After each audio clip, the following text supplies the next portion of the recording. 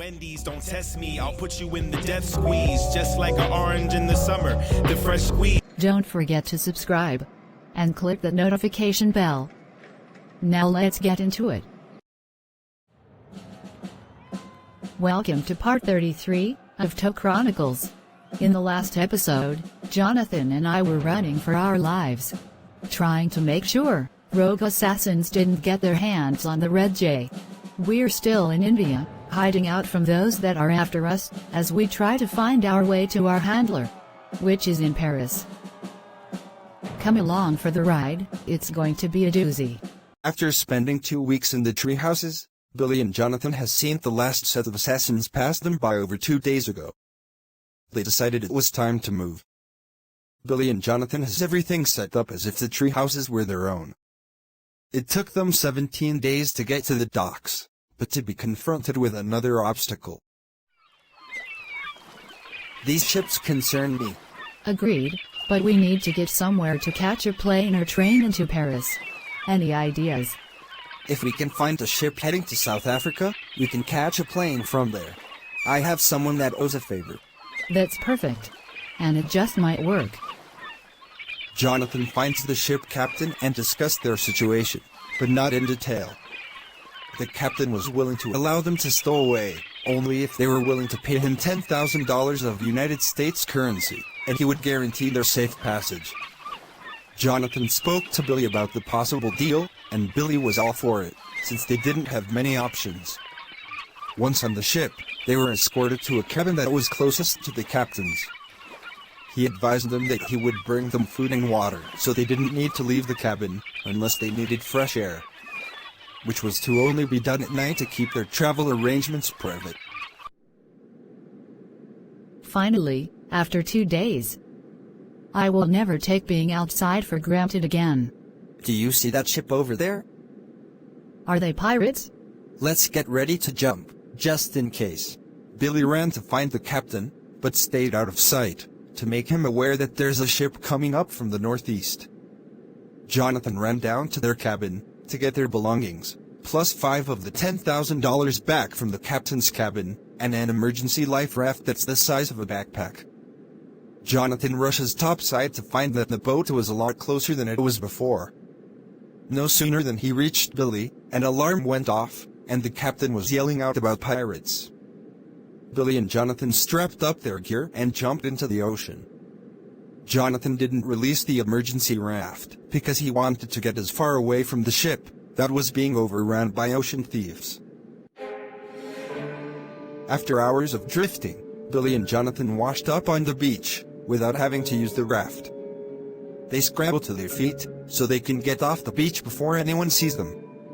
Running as fast as they could, Billy looks back and could see the emergency light from the boat searching the waters, coming in the direction of the beach. Without knowing if the pirates took over the vessel, Billy thought it would be wise not to fight, since their fight is a lot bigger, with professionally trained assassins. They went as far in the woods as they could for the night. They checked and secured their surroundings, but nothing has come through that area in a long time by the height of the weeds. I caught enough fish to give us 2 days of protein. Perfect. I mapped out our location. We will be at the South Africa airport by sundown tomorrow. We'll set out in a few hours. Let's eat and prepare our feet for this hike. There is moleskin in our boots already. I'm talking about the bug bites. It's like they attack my ankles. This is the Jonathan I miss. I'm glad I could make you laugh again. Definitely, I love the light-hearted you. But anyway, just don't scratch. Easy for you to say, but I also heard love up in there. I'm wearing you down, woman. You're going to be all types of in love with me. Boy, stop playing. Anyway, by any chance, did you see how many pirates were on that boat? I counted 6, but we can't be so sure because we don't know how deep the boat is. But we're sure it wasn't other assassins. Definitely, assassins are discreet. There is nothing discreet about that. It's not like they didn't warn them. They had bright blinking lights. They sat near the fire with their feet up, after eating a few pieces of fish, discussing the best way to travel so they don't encounter people or wild deadly animals. After a few hours of resting, Jonathan put out the fire and got rid of all food so the wild animals they are trying to avoid don't smell them. As they start their hike, the moon and stars are the only thing lighting their path to safety. They bypassed and went around several villages before the airport was in sight. We're about 5 miles from the airport. I don't want to put innocent people in danger by showing up in the middle of the day. I'll make a makeshift hammock in the trees for us to rest in. I'll collect the vines. I'll find the best trees for us. It took them all but 30 minutes to find what they needed to make the hammock, as well as the trees that will keep them camouflaged as they wait for the right time to go to the airport. Have you felt unfresh lately? When things down under just don't feel as tight and pH balance seems off? Don't worry, we have something that'll get you right. We have the Yanni Love Pack. You heard it right. Order yours today. The Yanni Love Pack, all natural and sure to clean out all the impurities. I got mine. Slide into the DMs to get yours. This commercial was brought to you by Facebook's ___ Dope Philly Chick, the creator of the Yanni Love Pack. No sooner than they stepped foot in the terminal, Jonathan jumped into action and made a phone call that lasted 5 minutes. Jonathan grabs Billy's arm and led her to an unsecured door. A tall dark gentleman appears to let them in the cargo area. With all smiles, the gentleman gives Jonathan a huge hug and directs them where to go. He told Billy and Jonathan that they had 5 minutes to hide before the baggage is loaded onto the plane. Without hesitation, they bundled up between the luggage and waited to be transported. Blood rushing, Billy weighs the pros and cons and opted to stay put. Although it didn't take that long for them to be stowed away, Billy was still apprehensive. Are you 100% certain that you trust him? I bet my life on it. Well, that's exactly what we're doing. How do you know him, if you don't mind me asking? His ex-wife was keeping his children away from him. He was granted full custody by the courts when she skipped town. Long story short, I got his children back from an abusive crazy woman. Does he sound like someone that will put us in harm's way? People will do anything these days for a few bucks. Did you hear that? Someone's coming, we have to hide. Running back through the same corridor they left, they ducked behind luggage that was sure to hide them. Billy and Jonathan pulls out their tactical knives and get ready for a little scuffle.